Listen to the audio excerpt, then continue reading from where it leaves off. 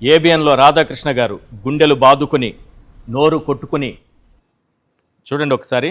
Please రావద్దు జగన్, బయటకు వస్తే జనానికి చుక్కలే, పరామర్శలు, పర్యటనలో విధ్వంసం, తూర్పుగోదావరి పర్యటనలో మోకదాడి, పొగాకు బేళ్లపైకి తొక్కిన చెల్లా చెదురు, టిఫిన్ సెంటర్లోకి వెళ్ళి డబ్బులు దోపిడీ అట. ఇది బాగా వినండి.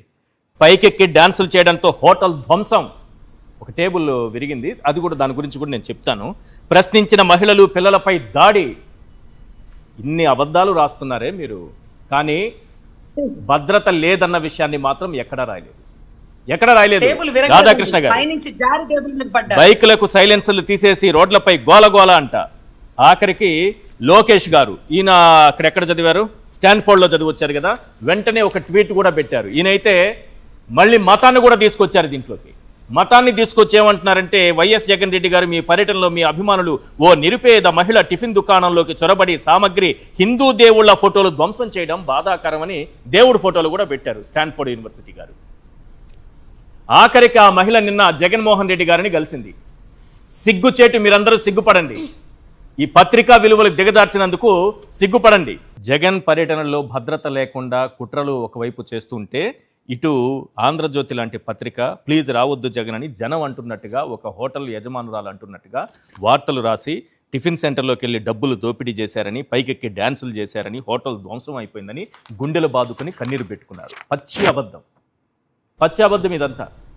చంద్రబాబు నాయుడు గారి కోసం ఆయన వేసినటువంటి ఎత్తుగడ. ఇక లోకేష్ గారు ఆయన కంటే ముందే బయలుదేరి, జగన్ రెడ్డి గారు మీ పర్యటనలో అభిమానులు నిరుపేద మహిళ టిఫిన్ దుకాణాలకు చొరబడి సామగ్రి, హిందూ దేవుళ్ల ఫోటోలు ధ్వంసం చేయడం బాధాకరమని ఈయన ట్వీట్ కూడా పెట్టి మత కల్లోలాలు సృష్టించడానికి ఈయన కుట్ర చేసినట్టుగా కనిపిస్తోంది. ఆ మహిళ, పేద మహిళ, వీళ్ళు ఇచ్చినటువంటి ప్యాకేజ్ ఆమె చెప్పింది క్లియర్గా.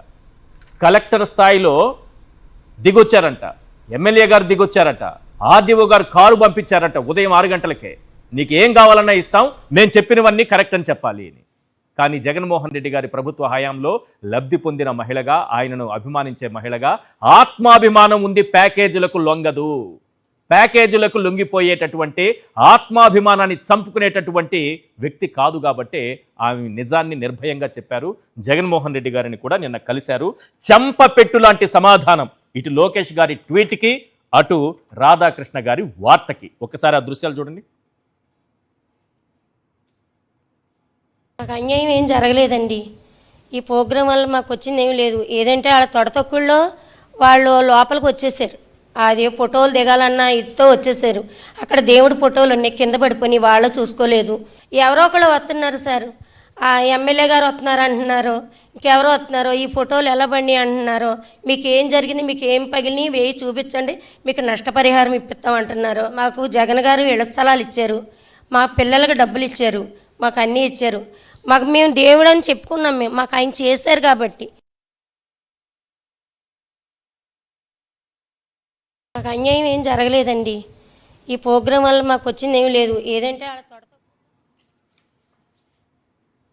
ఒకవైపు జగన్ గారి పర్యటనలో భద్రత లేదు అనేటటువంటి అంశం ఈరోజు పెద్ద చర్చనీయాంశంగా మారితే, అల్లరి మోకలు, వాళ్ళు వచ్చారు, వీళ్ళు వచ్చారు, హోటల్ ధ్వంసం చేశారని రాధాకృష్ణ గుండెలు బాదుకుంటే, హిందూ దేవుళ్ళు అవమానించారని లోకేష్ గారు ట్వీట్ పెట్టారు. ఇదేనా వీళ్ళు తీసుకునే ఇంపార్టెన్స్? అక్కడ పర్యటనలో భద్రత కల్పించాల్సినటువంటి బాధ్యత ప్రభుత్వానికి ఉంటే అక్కడ చేతులు ఎత్తేస్తారు. ఈ విషయాల్లో మాత్రం అబద్ధాలు ప్రచారం చేయడానికి మాత్రం స్పీడ్గా పరిగెత్తుకొస్తారు.